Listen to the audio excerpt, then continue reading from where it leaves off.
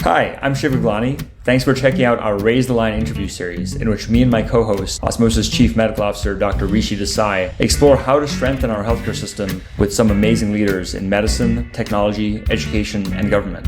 And they have some great advice for people starting careers in healthcare as well. I hope you'll watch these highlights and then go listen to the full podcast interview wherever you get your podcasts. Hi, I'm Shiv Gaglani, and today on Raise the Line, I'm happy to be joined by Kathy Boden Holland, who's the Group President of Medical and Healthcare Education at Adtalem Global Education. Adtalem is a leading workforce solutions provider in the medical, healthcare, and financial services industries.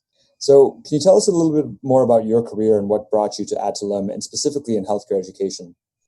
Sure. My background is really probably non-traditional for this space or somebody in this role. I really have a background of helping to build both companies and new products and grow them, both in privately held organizations as well as publicly traded organizations.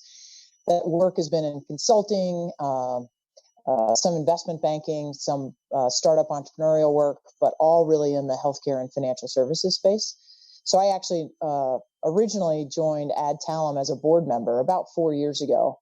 And then just over 2 years ago, Lisa Wardell asked me to take on this role, responsible for medical and healthcare. And I had become such a believer in the mission and the people at Adtalem and what was happening both across the organization, but also within our students, that it was an exciting opportunity I wanted to take on.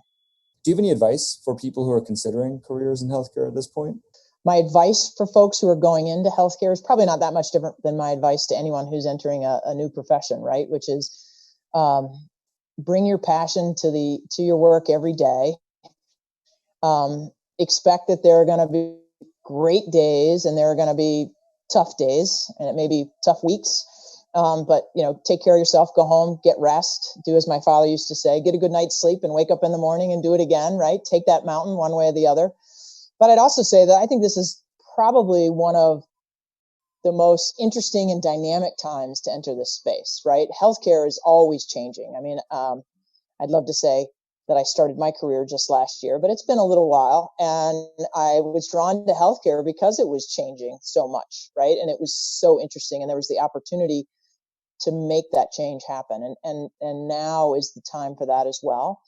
But at the same time, I think they really need to embrace the core of what drew them to this, right? Which is patient care and really kind of that one-on-one impact. I do believe a lot of the change that we're seeing and will continue to see is this view of community health, right? How do we all impact each other?